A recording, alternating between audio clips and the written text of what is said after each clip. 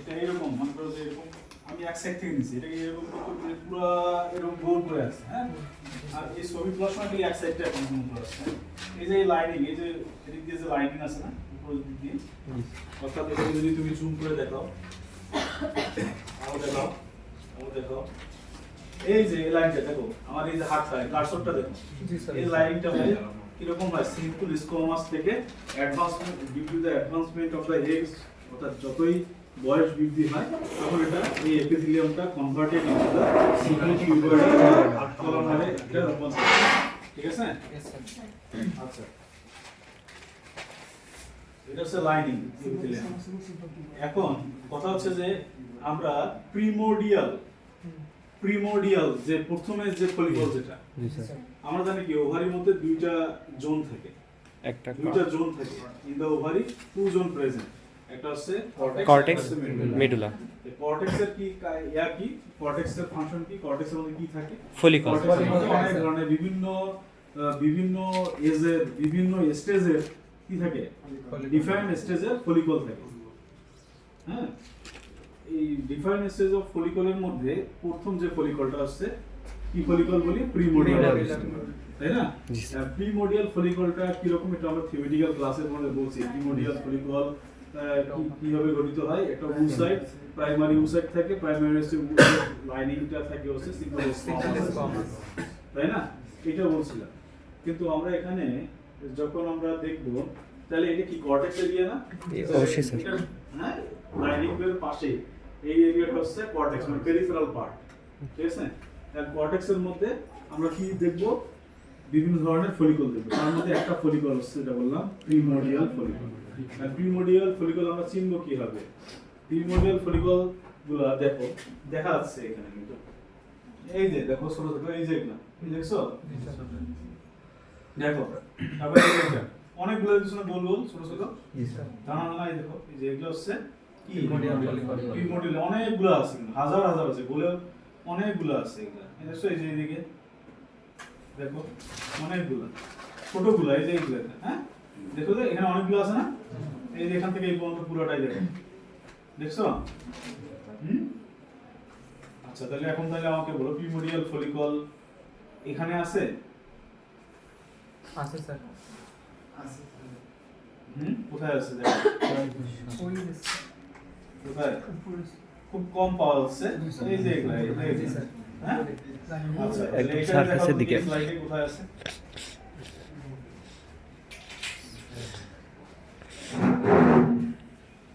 এই স্লাইডে কোথায় আছে দেখো তো আমাকে। স্যার এই যে সারফেসের দিকে, সারফেসের কাছাকাছি। কোথায় কোথায় দেখো তো দেখি, দেখো কোথায়? হ্যাঁ, এইগুলা দেখছো? জি স্যার। তাহলে প্রাইমারি উইসাইটে কোথায় দেখাচ্ছে, বল দুই প্রাইমারি উইসাইটে কোথায়?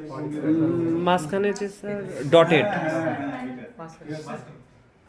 এখানে তো ওইভাবে তুমি সেলগুলো বুঝবা না। জি স্যার। কিন্তু এতটুকু জানো যে এটা হচ্ছে প্রিমোডিয়াল ফলিকল। দিস দ্য কোনটা you fire the primordial follicle. হ্যাঁ, প্রিমোডিয়াল ফলিকল। তাহলে বুঝতে পারছো? Yes sir. এখন স্লাইডে বারবার বের করতে পারবো স্যার, মনে হয় না? পারবো স্যার। হ্যাঁ জি স্যার, বারবার পারলে তো ভালো, এখনই না, একটু পরে যাবো, বাকি আছে আর তিনটে দেখি। বুঝছো তোমরা? এরপরে দেখো, প্রিমোডিয়ালের পরে ফলিকলের কথা বলছিলাম, প্রাইমারি ফলিকল। এই প্রাইমারি ফলিকলের বৈশিষ্ট্য কি, ক্যারেক্টার কি? এটা একটা উসাইড থাকবে এবং উসাইডটার লাইনিং এপিথেলিয়াম থাকবে হচ্ছে সিম্পল এপিথেলিয়াম। হ্যাঁ, এখন এই এপিথেলিয়ামটা তো ওইভাবে বুঝতে পারবো না, তবে ফলিকলটা কেমন এটা দেখ। আমাকে বলবা তোমরা এখানে কোথায় আছে, এখানে কোথায় আছে, কোথাও আছে এটা? কোনটা প্রাইমারি ফলিকলটা, কোনটা? স্যার প্রিমোডিয়ালের উপরেরটা। এই যে বুঝছো, এই যে পুরা এইটা হচ্ছে কি প্রাইমারি ফলিকল, এটা হচ্ছে উসাইড, এই যে বড় হই। হ্যাঁ জি স্যার। দেখছো? আর এই যে এপিথেলিয়ামটা এই দিক দিয়ে আছে, গোল গোল।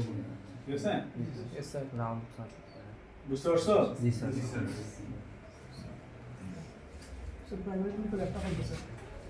অনেকগুলো আছে এখানে ছবিতে হয়তো একটাই একটাই আসছে।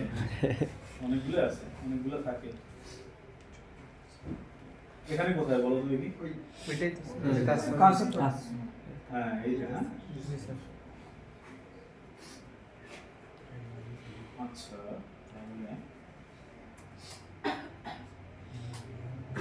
Primary follicle, primary follicle, primordial follicle দেখে। এবার সেকেন্ডারি কোনটা? সেকেন্ডারি তোমরা আমাকে বলবা কোনটা? সেকেন্ডারি কি ক্যারেক্টারিস্টিক বলছিলাম ক্লাসে? স্যার সেকেন্ডারি হচ্ছে That is ভেসিকল right. থাকবে, একটা ওসাইট একটা ভেসিকল থাকবে নাকি? না স্যার অনেকগুলো ভেসিকল থাকবে। তাহলে আমাকে বলো যে কোথায়? অ্যান্ট্রাম তৈরি স্যার হবে। এইটা থাকবে, এটাই হবে। এটাই স্যার হ্যাঁ অনেকগুলো অ্যান্টম স্যার হ্যাঁ ফলিক স্যার ওইটা স্যার অনেকগুলো ভেসিকলের মধ্যে দেখা যাচ্ছে। Which one? Which one secondary folicle? Sir পয়েন্টারের উপরেরটাই। স্যার পয়েন্টের উপরটা You? Did you understand? Secondary follicle where? Secondary. Maybe this. This, maybe, exactly this one. তাহলে এটা কেন তুমি বললা? Why you call it secondary follicle? Because we know that from our previous experience from our previous theoretical class, in case of the secondary follicle, the characteristics of the secondary follicle is present more than one vesicle present. More than one Vesicle present. found in the secondary follicle. This is the one character. And around the vesicle there are present granulosa cell. And we know that in case of the secondary follicle they are present also the theca cell. And but in case of the secondary follicle the main characteristic is there absence of basement membrane. Okay. In case of secondary follicle, basal membrane absent in between the granulosa cell and theca cell. These are the another characteristics. Okay, the huge amount of the vesicle. This is the vesicle. অনেকগুলা, তাই না? জি, sir. Vesicle. And this is the oocyte. Oocyte. This is the oocyte. Centrally placed. Centrally, somewhat centrally, not fully. হ্যাঁ, centrally আছে তাই না? একেবারে সেন্টারে নাই, একটু সাইডে আছে, সেন্টারে আছে। সাপোজ ধরলাম যে সামার সেন্টারে আছে এবং অনেকগুলো একাধিক কি আছে? ভেসিকল। যখনই তুমি কোনো ফলিকলে একাধিক ভেসিকল দেখবা, সেন্ট্রালি সামহাট সেন্ট্রালি প্লেসড তুমি ভাম পাবা। তারপরে আছে lack of basement membrane, granulosa cell present in between the vesicle and there is no basement membrane. It indicates that it is secondary. তাহলে এখন কথা হচ্ছে স্যার থিকা সেল কোথায়? সরি oocyte তো আমি বললাম, আমরা oocyte এই যে এটা, তারপরে এই যে এগুলা কি সেল? এই যে এগুলা Granulosa cell. এটা হচ্ছে granulosa cell. These are the granulosa cell. These are the granulosa cell. These are the granulosa cell. আর where the theca cell? Granulosa cell sir granulosa cell Beneath. Last একটা layer এই যে granulosa sell এখান থেকে শেষ, এই যে এই পর্যন্ত শেষ, এই এখান থেকে এই পর্যন্ত শেষ। এরপরে দেখো একটা পিঙ্ক কালারের একটা লম্বা একটা লেয়ার আছে গোল, দেখো Yes, sir. এই যে গোল, ঘন dense. this layer is the Theca theca cell. cell layer. Theca cell layer, ঠিক আছে? theca cell layer, theca cell বলতে বোঝাচ্ছে theca cell গুলো দেখতে কেমন? মাকু শেপ। মাকু দেখছো, পটল দেখছো, পটল পটলের মতো, ঠিক আছে? স্পিন্ডেল, স্পিন্ডল যার দুই প্রান্ত হচ্ছে চ্যাপ্টা, সরু, চিকন, মাঝখানে মাঝখানে হচ্ছে মোটা। মোটা। হোয়াইটটা একটু বেশি, ঠিক আছে? এটা হচ্ছে তোমার স্পিন্ডেল শেপ বলা হয় এবং এই থিকা সেলগুলো দেখতে এরকম। হ্যাঁ, থিকা সেলগুলো দেখতে এরকম এবং এদের মধ্যে থিকা সেলের মধ্যে একটা special characteristic. Theca cell in case of the secondary follicle there is no subdivision in the theca cell. Understand? মানে কি বলতেছি, সেকেন্ডারি ফলিকলের ক্ষেত্রে শুধুমাত্র থিকা সেল নামেই পরিচিত, কিন্তু যদি সেকেন্ডারি ফলিকলের পরের স্টেপটা হচ্ছে মেসিন ফলিকলে থিকা সেল শুধুমাত্র হয় না, কারণ এই থিকা সেলটা দুইটা ডিভিশনে ভাগ হয়ে যায়। একটা হচ্ছে থিকা ইন্টারনাল আর একটা হচ্ছে থিকা এক্সটার্নাল।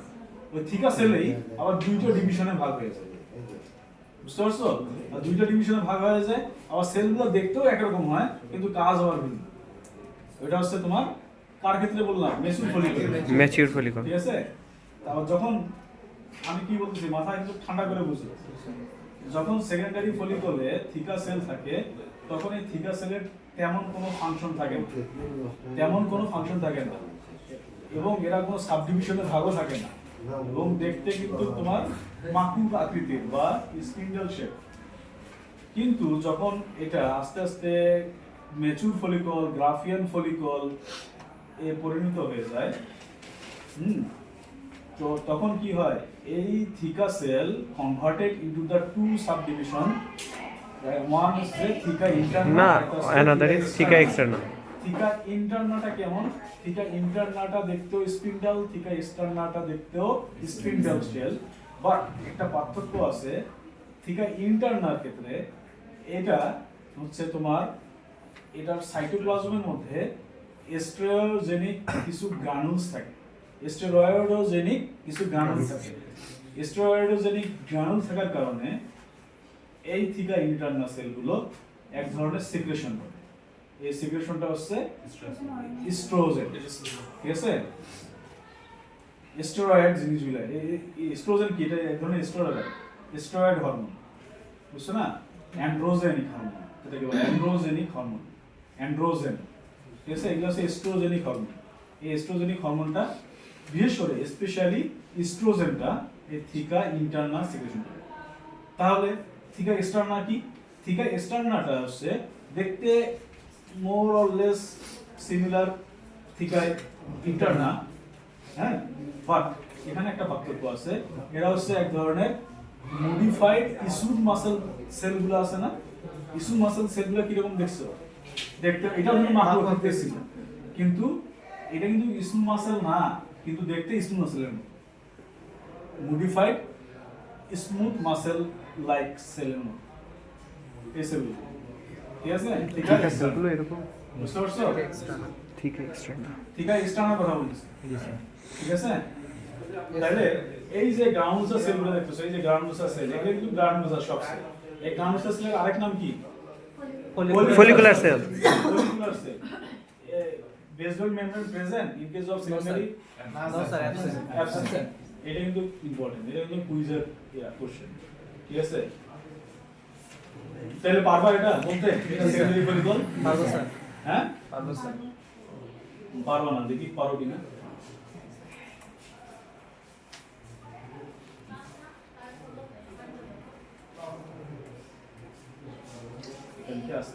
এখানে আমাকে বলো কোনটা? ওই যে স্যার কালসরি নিচে। স্যার এইটা এইটা নাকি? না স্যার, কার্সারের এইটা এইটা। না স্যার, বাম পাশে, বাম পাশে। হ্যাঁ, দেখছো? This one the বা স্যার নিচেরটাও তো হতে পারে। এটা বলো সেকেন্ডারি ফলিকল এইটা কি? বেসিক্যাল স্যার, এইটা কি? ভেসিকল, এইটা ভেসিকল, এটা ভেসিকল, এটা উসাইট। আর এই যে এগুলা, এই যে এগুলা, এই সেলগুলা, হ্যাঁ। আর কি আছে সেকেন্ডারি ফলিকল এখানে? ঠিক আছে স্যার। না, বলছি আর কোন সেকেন্ডারি ফলিকল? জি স্যার, এই যে নিচে, নিচে স্যার, নিচে স্যার, কোথায়? নিচেরটাই। এটা এটা, জি স্যার। হ্যাঁ, এটা হচ্ছে সেকেন্ডারি, ঠিক আছে। এই তো তোমরা পারো, কি বলছে পারো না। তাহলে সেকেন্ডারি ফলিকল দেখলাম। এখন এখন হচ্ছে গ্রাফিয়ান ফলিকল, হ্যাঁ। গ্রাফিয়ান ফলিকলের আরেক নাম কি? ম্যাচিউর ফলিকল, তাই না? এখন দেখো ম্যাচিউর ফলিকল এখানে কোথাও আছে?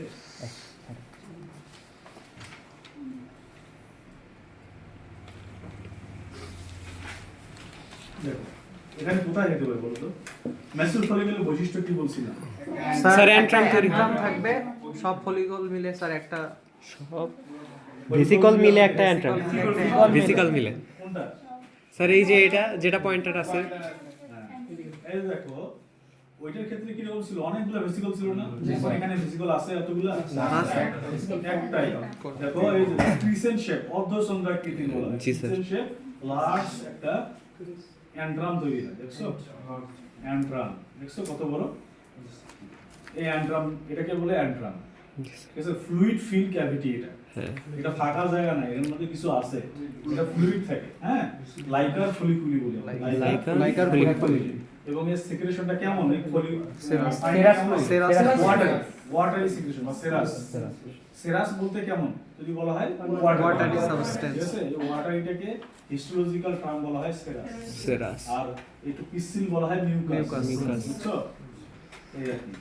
এখন তোমরা আমাকে এখানে বলছো, এটা বলতেছো তোমরা অ্যান্ট্রাম যদি বলো, তাহলে এখানে গ্রানুলোসার সেলগুলো বলে গেল কই? স্যার চারপাশেই আছে স্যার, চারপাশে আছে স্যার, কোথায় আছে? চারপাশে আছে স্যার, অ্যান্ট্রামের পাশে, অ্যান্ট্রামের উপরে পাশে স্যার, কোন দিকে দেখো?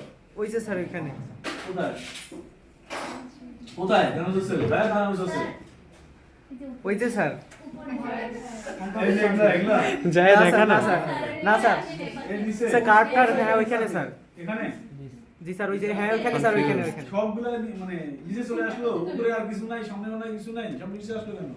থাকার তো কথা। ভালো করে দেখছো কি? দেখো, এই দেখো, এই সরি, গ্রানুলোসার যে সেলটা আছে দেখো, এটা কি শুধুমাত্র নিচে থাকে না, চারপাশে চারপাশেই থাকে। এই দেখো, এই যে এইটা হচ্ছে উসাইড, এটাকে চারপাশে ঘিরে তো রাখছেই, ঠিক আছে, নিচের দিকে আরো ক্লাস্টার হয়ে আবার কে ধরে রাখছে। আবার দেখো এই সেলগুলো দেখো, এই যে এগুলো হচ্ছে গ্রানুলোসার সেল, এই সেলগুলো দেখো আগে ছিল কি অনেকগুলো, এই যে এখানে এখানে ভেসিকল ছিল, এখানে ভেসিকল ছিল অনেকগুলো, এবং মাঝে মাঝে অনেকগুলো গ্রানুলোসার ছিল, এদিকেও কিছু ভেসিকল, এখানেও ভেসিকল ছিল, এখানেও ছিল, সেগুলো সব যুক্ত হয়ে গেছে। অনেকগুলো গ্রানুলোসার সেল ছিল। তাহলে গ্রানুলোসার সেলগুলো কি সব নিচের দিকে চলে আসবে ওহামের, নাকি চারপাশেই, এদিকেও চলে আসবে? চারপাশেই থাকবে। চারপাশেই চলে গেছে। এই দেখো, কেন চারপাশে চলে গেছে? কারণ যখন একসাথে, যখন ভেসিকল গুলো একসাথে হয়ে এত বড় একটা অ্যান্ট্রাম করছে, তখন তো অ্যান্ট্রামটা পুরো জায়গা দখল করে নিছে, আর বাকি সেলগুলো যাবে কোথায়? সেলগুলো এই অ্যান্ট্রামের প্রেসারের কারণে দেখো চারদিকে ছড়ায় পড়ছে। এইগুলো সব সেলগুলো আছে তোমার কি গ্র্যানুলোসার সেল। এই যে সেলগুলো এখানে এসে অবস্থান করতেছে, এই সাইড দিয়ে দেখো, এই যে থিকনেস, এই যে এখান থেকে এই পর্যন্ত, দেখছো, এটা হচ্ছে পুরোটা হচ্ছে গ্রানুলোসার সেল। এই যে এখান থেকে দেখো, এই সেলগুলো হচ্ছে গ্রানুলোসার সেল, বুঝছো, এগুলো হচ্ছে গ্রানুলোসার সেল। আচ্ছা, এটা হচ্ছে উসাইড তো বললাম। তাহলে এখানে বেজল মেমব্রেন কোথায়, যেটা তোমাদেরকে বললাম যে বেজল মেমব্রেন কোথায়? মাইক্রোস্কোপে কিন্তু অনেক সুন্দর তুমি বেজল মেমব্রেন দেখতে পারবা, এখানেও দেখতে পারবা। দেখো, এই যে দেখো একটা সরু, এই যে একটা সরু লাইন আছে কিন্তু, মানে আমি বুঝতেছি, তোমরা মাইক্রোস্কোপে আরো ভালো বুঝবা, আমি যেহেতু দেখছি তোমরা আগে বুঝছো। এই দেখো, এই যে একটা লম্বা আছে সুতার মতো, এই দেখো এই যে একটা লম্বা একটা ডিমার্কেট আছে, এই যে এদিক দিয়ে পুরো, এই যে দেখো এই লাইন একটা কিন্তু আছে, এদিক দিয়ে এদিক কিন্তু চলে আসছে, ঠিক আছে, এটা হচ্ছে বেজল মেমব্রেন। তাইলে থিকা সেল কোথায়? এই যে এখান থেকে শুরু করে, এই যে এখান থেকে শুরু করে এই উপরে, এখান থেকে এই পর্যন্ত, এই যে বেসমেন্ট মেমব্রেন এরিয়া দেখতেছো না একটা পিঙ্কিশ কালার, এই পুরোটাই হচ্ছে তোমার ভেতরে থিকা ইন্টারনা, বাইরে এক্সটার্না। এক্সটার্না, সরি এই যে এই অংশগুলো ইন্টারনা, ইন্টারনা, বাইরে এক্সটার্না। কিন্তু কোনটা ইন্টারনা কোনটা এক্সটার্না এটা আমি তোমাদেরকে এখানে দেখাবো। তাহলে জাস্ট এত মনে রাখো যে এটা হচ্ছে থিকা সেল, থিকা সেল, ঠিক আছে, থিকা সেল প্রাইমারি হবে, ঠিক আছে। এটা তৈরি হয় হচ্ছে ম্যাচিউর। হ্যাঁ, এখন কথা হচ্ছে দেখো, এই যে তোমাকে বলছিলাম ওহাম থাকবে, ওহামের চারপাশে ওহামের তো একটা গ্লাইকোপ্রোটিন লেয়ার থাকে, তোমাকে বলছিলাম জোনা পেলুসিটা, এটা এখানে দেখা যাবে না, জোনা পেলুসিটা। তারপরে জোনা পেলুসিটার উপরে কর্নার এরিয়া, কর্নার এরিয়াটা হচ্ছে তোমার সিম্পল কলামনার এপিথেলিয়ামের মতো, চারপাশে ওহামকে ঘিরে রাখে সেলগুলো, ঠিক আছে। এই সেলগুলো কিন্তু এই গ্রানুলোসার সেল, কিন্তু এটা একটু আলাদা, যেটা কিনা ওহামের সাথে কিন্তু তোমার কি কানেকশনটা চারপাশ দিয়ে ওকে, মানে একজন মনে করো যে রানী আসলো বা বউ আসলো, তাকে চারপাশ দিয়ে অনেকগুলো মহিলা মেয়ে মানুষ ঘিরে থাকে, হ্যাঁ, ওই রকম আর কি। মনে করো যে এটা এরকম যে ওহাম, এই চারপাশে দেখো এই যে সেলগুলো দেখো, এই সেলগুলোকে বলা হয় কর্নারি এরিয়া সেল। এই যে দেখো এই সেলগুলো, ঠিক আছে, এই কর্নারি এরিয়াটার পর থেকে এই উপর দিক দিয়েও আছে কিন্তু কিছু, হ্যাঁ, এই যে উপর দিক দিয়েও আছে। এখন এই সেলগুলো কর্নারি এরিয়াটার সাথে কিছু ক্লাস্টার হয়ে এক গুচ্ছ সেল তৈরি করছে নিচ থেকে, দেখছো, এক গুচ্ছ, একটা গুচ্ছ যেটা কিনা এইভাবে মানে ধরে রাখছে, তাই না, এই ধরে রাখছে, তাই না, এরকমই তো, এই জন্য এটাকে বলা হয়, এখানে এই গুচ্ছ এই তোমার গ্রানুলোসার সেলের যে গুচ্ছ, সেল গুচ্ছ, কোষের যে পুঞ্জটা, যেটা কিনা ওভামকে বেজন মেমব্রেন বা গ্রানুলোসার সেলের সাথে যুক্ত করে রাখছে, এই জন্য এটাকে বলা হয়, এই সেল গুচ্ছটাকে বলা হয় জার্ম হিল বা হিল লক। এর আরেকটা নাম আছে কুমুলাস ওভারাস। কুমুলাস ওভারাসটা হচ্ছে যে সেলগুলো ক্লাস্টার হয়ে থাকতেছে, এই সেলগুলোকে বলা হচ্ছে। আর হিল লকটাকে বলা হচ্ছে এই যে লম্বা যে কর্ডের মতো একটা স্ট্রাকচার তৈরি হলো, একটা কর্ডের মতো একটা তৈরি হয়েছে না, এইটাকে বলা হয় হিল লক। আর এই সেলগুলো ক্লাস্টার হয়ে থাকে, সেলগুলোকে বলা হয় কুমুলাস ওভারাস। বুঝছো? এই সেলগুলোকে বলছে কুমুলাস ওভারাস অ্যারেঞ্জমেন্ট।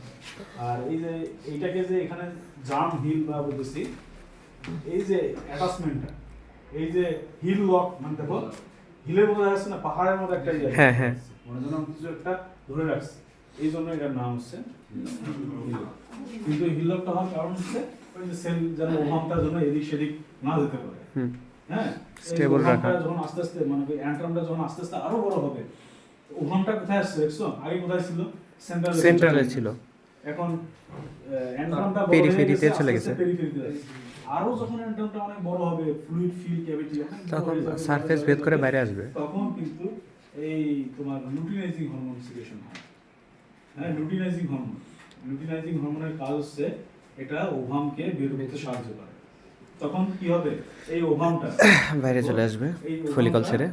এই প্রাচীরটা ফেটে এই যে এখানে থিকা সেলগুলো আছে, এটাকে ফেটে আস্তে করে বাইরে চলে আসবে। ওটা বের হয়ে যখন ইয়া চলে আসবে, করবে, তখন এই যে ওভামে আরো অ্যাক্সিলারেট যে করবে ইন্টারনিউরন বিষয়টাকে। গভীরতা, এটা আস্তে করে এটাকে রিসেট করে দেবে।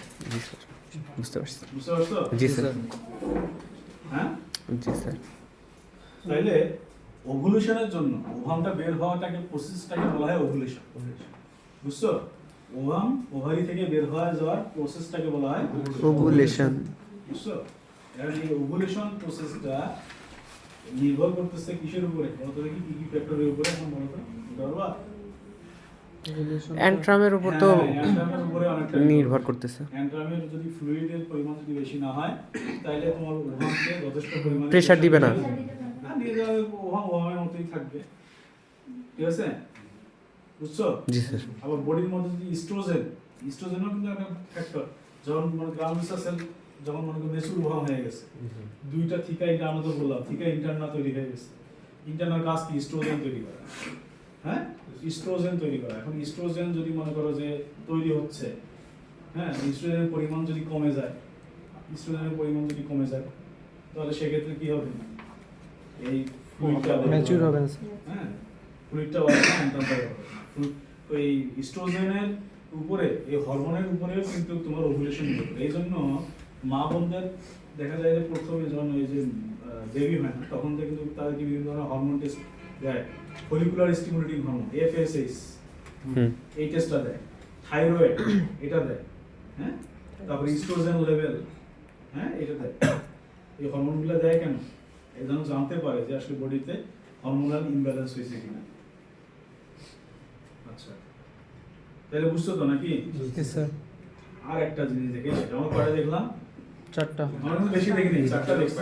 প্রিমোডিয়াল, মডিউলার, তারপর প্রাইমারি, সেকেন্ডারি, আর হচ্ছে গ্রাফিয়ান।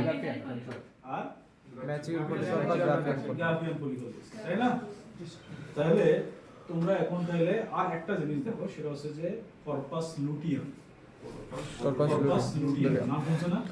এই দেখো, যখন এই যে ওভামটা জি স্যার। যখন এখান থেকে বের হয়ে যাবে, তখন বের হয়ে যাওয়ার সাথে সাথে কি ওভামটাই শুধুমাত্র বের হবে, না স্যার, নাকি সাথে এডিশনালি আরো অনেক কিছু জিনিস বের হবে? এডিশনালি বের হবে অনেক কিছু। আমি স্যার, ফলিকুল আছে। ওভাম বের হবে, ওভামের সাথে তো আমরা জানি জোনাক কিছুটা থাকবেই, Coronary radial থাকবে। কিছু গ্রাফিয়ান ফলিকল বের হবে। গ্রাফিয়ান ফলিকলটাই তো ওটা, ফলিকলটাই কি বের হবে? না, তো এই ওভামটা বের হবে, ঠিক আছে? তো এই ওভামটা পরে কি হবে? এদিকে চলে আসবে। আমরা যে দেখতেছি না, এই ফলিকল কিন্তু এই ফলিকলটা আস্তে আস্তে এই পেরিফেরি দিকে চলে আসবে। এই ফলিকলটা যখন ওভুলেশনের সময় হবে, কথা বলো কিন্তু। জি স্যার, বুঝতে পারছি। ওভুলেশনের সময় হলে এই ওভামটা আমরা দেখতেছি যে মাঝখানে এখানে থাকবে না তো, সে আস্তে আস্তে এইদিকে চলে আসবে, এইদিকে। এই দেখো কার্সরে দেখো, এইদিকে চলে আসবে। চলে এসে এই যে ওভামের এই অংশটা কিছু না, ওভামটা আস্তে করে এখান দিয়ে আউট হয়ে চলে আসবে। যে জায়গায় আসবে এটা আর সাথে সাথে ইনফান্ট ডেভেলপমেন্টটাকে ধরে ফেলবে। ঠিক আছে? আর এই যে একটা অংশ তৈরি হয়েছে না, এই যে এটাকে বলে কর্পাস লুটিয়াম। দেখো এটা কোথায় হয়েছে? কাছাকাছি হয়েছে না? এই যে কাছাকাছি হয়েছে না? তো এইরকম অবস্থানে আসবে কিন্তু কর্পাস লুটিয়াম। বুঝছো? ওভুলেশনটা হবে এখানে, এদিকে এসে। তাহলে দেখো এই যে একটা কর্পাস লুটিয়াম হয়েছে, আবার একটা ওভাম কিন্তু কলারে আসতেছে, তাই না? আবার একটা ওভাম কিন্তু আসতেছে ম্যাচিউর হওয়ার জন্য। আচ্ছা দেখো এই যে ওভামটা বের হয়ে গেল, ওভামের সাথে কিছু গ্রানুলার সেল বের হয়েছে, তারপরে হচ্ছে কর্নারি ডেটা সেল বের হয়েছে, হ্যাঁ? তাইলে এখন ভেতরে কি থাকতেছে? Graphene follicle. তখন তো আর গ্রাফিন ফলিকল বলবো না, ওভাম বের হয়ে গেছে, তার মানে কি ওকে আর বলবো? ওভাম থাকলে তাকে ফলিকল বলবো? ফলিকল তো আর বলবো না থাকলে না, ফলিকল না, ওভাম না থাকলে তো আর ফলিকল বলবো? জি স্যার বলবো? না। বলবো না। ওভাম যদি না থাকে তাহলে এর নাম কিন্তু আর ভিন্ন হয়ে যায়।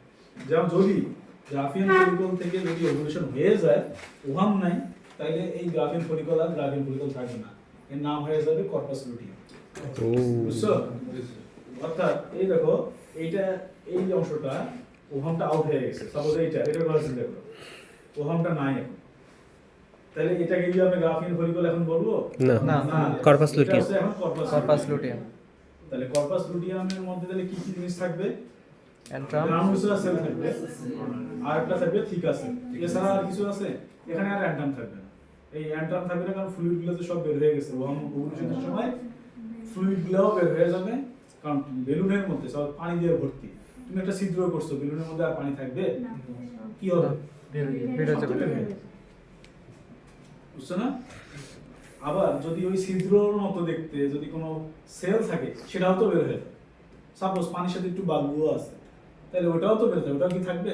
পানির সাথে মিক্সড হয়ে বের হবে। তেমনি এই যে ওভুলেশনের সময় ওভামটার সাথে সাথে কি হয়ে যাবে? কিছু করোনারি ডেটা সেল বের হয়ে যাবে সাথে, তারপরে হচ্ছে গ্রানুলার সেল কিছু বের হয়ে যাবে, পানি তো বের হবে, কিন্তু থিকা সেল বের হবে। থিকা সেল তো বাইরের জিনিস, কাভার, তাই না? ওইটাকে তো ফেড মানে ওইটাকে তো ইয়া করে তোমার রাপচার করেই তো বের হয়ে যাচ্ছে, ওইটাকে রাপচার করেই তো বের হয়ে যাচ্ছে, তাই না? তাইলে থাকতেছে শুধুমাত্র গ্রানুলার সেল আর হচ্ছে থিকা সেল, এই দুইটা সেল থাকে। কিন্তু কর্পাস লুটিয়ামে আমরা এই গ্রানুলার সেল এবং থিকা সেল এই দুইটার কথা বলবো না, এর নাম চেঞ্জ হয়ে যাবে। আবার এটা বলতে হবে আমাকে থিকা লুটিন এবং গ্রানুলার লুটিন সেল। যেহেতু কর্পাস লুটিয়ামের মধ্যে দুই ধরনের সেল আছে, একটা হচ্ছে গ্রানুলার সেল আর একটা হচ্ছে থিকা সেল, তাই না? কিন্তু কর্পাস লুটিয়ামের ক্ষেত্রে আমরা বলবো গ্রানুলার লুটিন, গ্রানুলার সেল বলা যাবে না, গ্রানুলার লুটিন বলা লাগবে, আর একটা হচ্ছে থিকা লুটিন। থিকা লুটিন। বুঝতে পারছো? হ্যাঁ, জি স্যার। আচ্ছা তাহলে এখানে গ্রানুলার সেল গুলো কোথায় দেখাও তো দেখি একটু আমাকে। ওই যে স্যার, এই যে গ্রানুলার এগুলা সেল, স্যার। বুঝছো? মাঝখানে চলে আসছে আস্তে আস্তে মাঝখানে। আর থিকা লুটিন সেলগুলো এই যে এখানে, ঠিক আছে? এটা হচ্ছে কর্পাস লুটিয়াম। এখন তোমাদের অনেকে মনে করতে পারো যে কর্পাস লুটিয়ামের এখানে অনেকগুলো সেল আছে কিন্তু দেখা যাচ্ছে না, স্টেনিং নাই, দেখো এখানে অনেক সেল আছে কিন্তু, ঠিক আছে? এখানে অনেক কিন্তু সেল চলে আসছে, এই গ্রানুলার সেলগুলো যেগুলো পেরিফেরিতে ছিল সেগুলো কিছু কিছু এখানে পাস কি স্ক্যাটারলি মাঝখানে কিন্তু চলে আসছে, ঠিক আছে? তাই বলে মনে করিও না যে ওভাম থাকবে না, মাঝখানে ফাঁকা থাকবে আর চারপাশে গ্রানুলার সেল থাকবে, থিকা সেল থাকবে, এটাই কর্পাস লুটিয়াম। এরকম না, কর্পাস লুটিয়াম এই ফাঁকা যে জায়গা দেখতেছো পুরোটাই গ্রানুলার সেল দিয়ে ভর্তিও থাকতে পারে, এটাও কর্পাস লুটিয়াম। বুঝতে পারছো? দেখো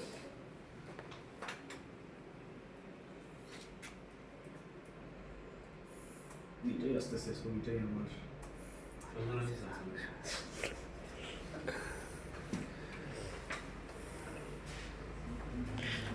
একটু একটু বসতে দেবো এখন। এই দেখো দাঁড়া তুই দাঁড়া। গ্রানুলার লুটিন আর এই চারপাশ দিয়ে থিকা লুটিন। কর্পাস লুটিয়ামের কিন্তু একটা ফেট আছে, ভাগ্য আছে। ফেট মানে কি? ভাগ্য না, ফেট অফ কর্পাস লুটিয়াম। এটা কিন্তু তোমাদের ইভালুয়েশনে একটা খুব গুরুত্বপূর্ণ একটা টপিক। এটা হচ্ছে যে কর্পাস লুটিয়ামটা কি, what is corpus luteum, what is the fate of the corpus luteum. এটা কিন্তু কিম্ব্রিয়োলজির বলো মানে খুব গুরুত্বপূর্ণ ইমব্রায়োলজিতে যারা পড়ছে মেডিকেল হোক বা ইয়ার হোক ইমব্রায়োলজির মধ্যে মেইন যে জিনিসটা হচ্ছে এই fate of the corpus luteum. Corpus luteum আমি কাকে বলি? ওভুলেশনের পরে গ্রানুলোসার সেল এবং থিকা সেলটা কনভার্ট হয়ে গ্রানুলোসার লুটিন এবং থিকা লুটিনে এবং ইয়েলো কালার ধারণ করে, ঠিক আছে? এই জন্য এটাকে বলা হয় কর্পাস লুটিয়াম বা লুটিয়ামের মানে হচ্ছে ইয়েলো, বুঝছো? এই জন্য এটার নাম হচ্ছে ইয়েলো বডিও বলা হয় কর্পাস লুটিয়াম। আবার fate of the corpus luteum কি, যেটা সাপোজ ওভুলেশন কেবল হইল, ওভুলেশন মনে করে যে ওভামটা গ্রাফিয়ান ফলিকল থেকে বের হয়ে গেল, তাহলে গ্রাফিয়ান ফলিকুলার কি অবস্থা হবে? সাপোজ একটা হঠাৎ করে একটা ফোড়া হয়েছে, ফোড়াটা তুমি ফেটে দিলা, রক্ত বের হবে না এক পর্যায়ে? হবে হবে না? ব্রণের মধ্যে দেখা যাবে যে তোমাদের প্রথমের দিকে সাদা অংশটা বের হয়ে গেল, যেটাকে শ্যাল বলো তোমরা, ওটা মনে করো যে বের হওয়ার পরে আবার একটু টিপ দিলে দেখবে যে রক্ত আসে, এরকম না? তাইলে তুমি টিপ দিলা, মজা পাইলা, সাপোজ ওভাম বের হয়ে গেল, তো বুঝাচ্ছি তার ভেতরে কিন্তু ব্লাড আছে না? আছে স্যার। ভেতরে কিন্তু চাপ করার কারণে অনেকগুলো টিস্যু কিছু ড্যামেজ হয়েছে, কিছু রক্ত আসতেছে, ফ্রেশ ব্লাড আসতেছে। তেমনি ওভামটা আমি বললাম তো, এই যে ওভাম থেকে যখন এই যে ওভামটা যখন গ্রাফিয়ান ফলিকল থেকে বের হবে, তো বের হওয়ার সাথে সাথে তো ওই ভেতরে তো কিছু ব্লাডের কিছু ক্লট হয়ে যাবে, আসবে না? কেবল একটা জিনিস বের হয়ে গেল ওভাম থেকে বের হয়ে গেল, তাহলে ওর ভেতরে কিছু ব্লাডি কোনো স্ট্রাকচার আসবে না, ব্লাড আসবে না? তো এই যে ভিতরে যে ব্লাড বা হিমোরেজ হয়ে যাবে, এই জন্য এটাকে বলা হয় কর্পাস লুটিয়াম বলা হয়, কিন্তু এর নাম আছে কর্পাস লুটিয়াম অফ হেমোরেজিকাম বলা হয়। কর্পাস লুটিয়াম অফ হেমোরেজিকাম ওই স্টেজকে বলা হয় কর্পাস লুটিয়াম অফ হেমোরেজিকাম। মানে শব্দ যেটা ওভুলেশন হওয়ার পরে গ্রাফিয়ান ফলিকুলার যে অবস্থা, এই অবস্থাটাকে বলা হয় কর্পাস লুটিয়াম অফ হেমোরেজিকাম। বুঝতে পারছো? হ্যাঁ, এটা হচ্ছে হেমোরেজিকাম। এরপরে হচ্ছে সাপোজ কর্পাস লুটিয়াম হেমোরেজিকাম হইল, হেমোরেজিকাম হওয়ার পরে ওভামটা চলে আসলো, ইনফান্ডিবুলাম ওভিডাক্টে চলে আসলো। এখন কথা হচ্ছে যে এই ওভামটা কি হবে? এটা কি ফার্টিলাইজ হবে নাকি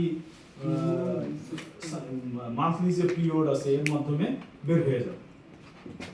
দুইটা কন্ডিশন দিতে পারে, তাই তো? এটাই তো, ওভাম হয়তো হয় ফার্টিলাইজ হবে, আর না হলে নর্মাল পিরিয়ডিক যে সেলগুলো হয় ফিমেলের, এর মাধ্যমে ওটা বের হয়ে যাবে ওভামটা।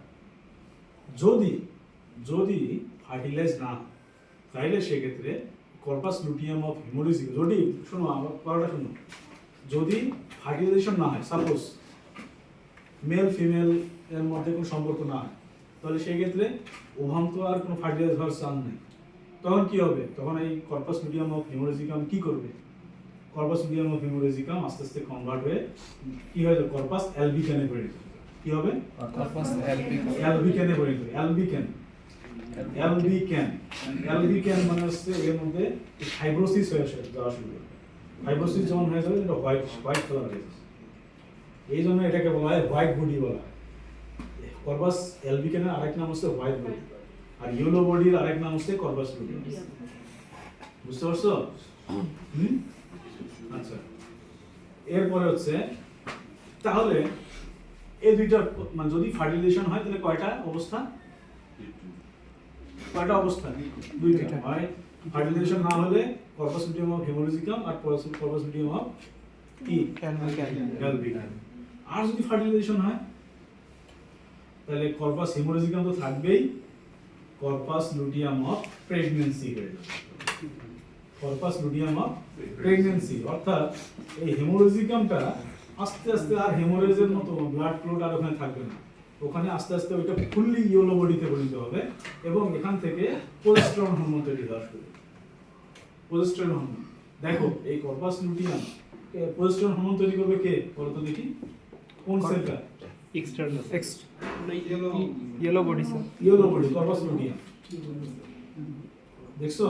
তাহলে যে জিনিসটা তোমার প্রেগন্যান্সির আগে ম্যাচিউর গ্রাফিয়ান ফলিকল ছিল, ওখানকার সেলগুলো গ্রানুলোসা আর থিকা ইন্টারনা, এই সেলগুলো এক সময় ইস্ট্রোজেন তৈরি করছিল। ইস্ট্রোজেন হরমোন কিন্তু গ্রানুলোসা সেল এবং থিকা ইন্টারনা দুইটাই তৈরি করে। কিন্তু ওই সেলগুলাই আবার যখন কর্পাস লুটিয়াম হইল তখন আর ইস্ট্রোজেন করতেছে না, তখন কি করতেছে? Possess করতেছে। দুইটার ফাংশন কিন্তু একেবারে দাঁড়া কুমড়া সম্পর্ক। ইস্ট্রোজেন কি করে?